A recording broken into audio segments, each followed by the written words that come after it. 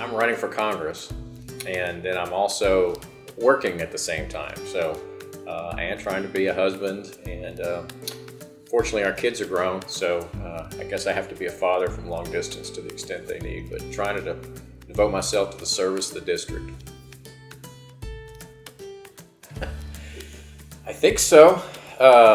Some people question me because I tend to be so laid back and not take things too hard, so they always want to check my pulse to see if I'm still around. I had a mediator one time ask me, is there anything that gets you flummoxed? And that's kind of one of those things that always inside you're tearing yourself up, and on the outside you look calm. So I guess that's just what I am. Let me check. Depends on what you mean by alive, I suppose, but yes, I'm still here.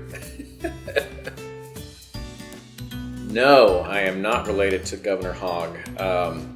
My family, we're all poor carpenters that came over in the 1870s. Governor Hogg's family was here long before that.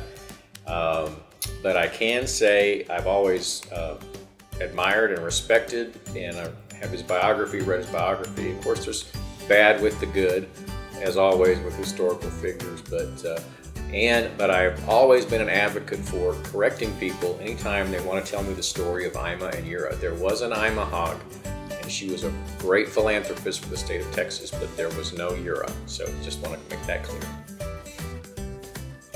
Actually, I do. You can see my typewriter behind me. I wouldn't say day-to-day life, but I do a little writing, and so when I do writing, I like to use the typewriter because it actually makes my brain slow down, and I just enjoy the process, and it's just fun. I am a Democrat from way back. When I was in college, I kind of played around with Reaganism and all those sorts of things, but ultimately I came back. My grandfather was a Democrat who ran for county commissioner in East Texas years ago, and my family was kind of apolitical. My dad was a minister, so you kind of have to kind of stay out of the fray with a lot of that. But especially once I got to college, I think that's just what I decided. I was mostly had more in common with Democratic values and positions than I did with Republican ones. Particularly as it is, with the poor and healthcare, civil rights, things of that nature. So I just made my choice there, and I've just been there ever since. I like to think I'm funny and clever, but I'm not really sure whether I really am or if that's just how I want to view myself. I think I'm pretty laid back. Just kind of take things as they come and don't get too upset about things, but just kind of a casual, ordinary guy, I guess. Well, I am known for Shakespeare, I guess, around here. I do that, we get him through the Shakespeare on the Con Show. Mostly I think I'm just known as a guy who has a different opinion from most people on a lot of things. My favorite drink is just Dr. Pepper. I mean, of all, if you had to choose of all beverages, it just has a special place in my family, especially going to Baylor. When I went to Baylor, the bear would still drink the Dr. Pepper. They don't let him do that anymore because it's not good for him, imagine. But it's okay for people to still drink it, so there you go.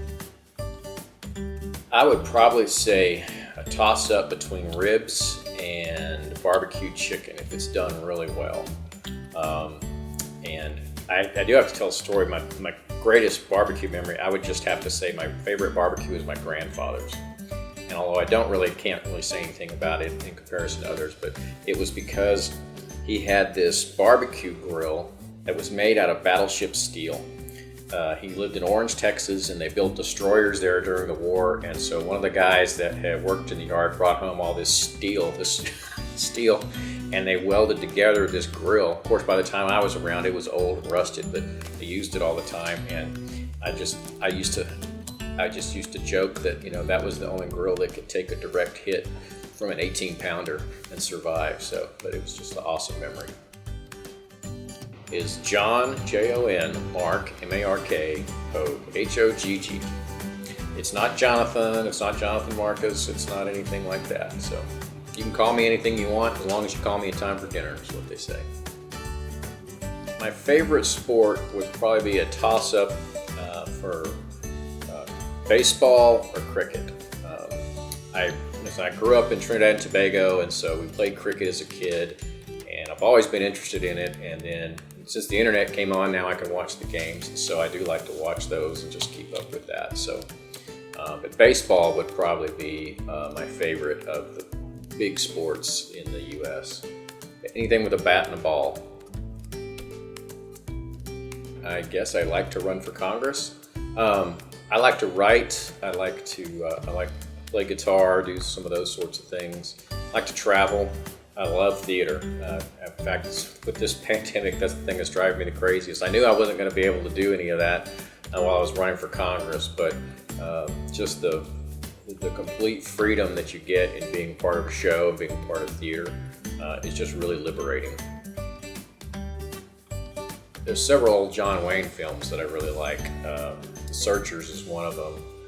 Red River's another one. But I would say I'm kind of a Western guy, so I would say Silverado, because it was one of my favorites in college when it came out, because there hadn't been any Westerns for such a long time, and that one came out, and it was so good with Kevin Costner and all those guys, Danny Glover, and so I just really enjoyed it, especially John Cleese. I speak English, I speak fluent sarcasm, and I do speak a little Spanish, but not enough to consider myself to be fluent. I'm not really sure that I have a style. I never thought about that. I guess my style I get is just from just running around with the kids in the neighborhood. A kid of the 70s and 80s. That's where my style comes from, so if I have such a thing. Of the songs, growing up, I would probably say the one that I still identify with and jam to every time it comes on is Carry On Wayward Son by Kansas. My favorite pizza is the mushroom pizza from Cork and Pig. It's very good. I also really like Canadian bacon and pineapple. I know that's a very controversial subject about whether you have pineapple on a pizza, but as long as it's with Canadian bacon, I'm good with it. It's a good combo. I would probably want to sing Streets of Laredo. I don't know. That's just what came to my mind. It's one of the oldest songs I remember, so it just popped in my head. I'm kind of a macabre kind of guy, and my daughter always gets on to me for being morbid, but I still like the Streets of Laredo. I bring my wife for sure. I would bring something to read, probably a Bible, just because that's, if you can only have one thing to read, do that, and a knife, because I think that would probably be something very useful. What's not to believe? I believe in all sorts of mysterious things. No, probably not. I'm a bit of a skeptic on that one, I would have to say.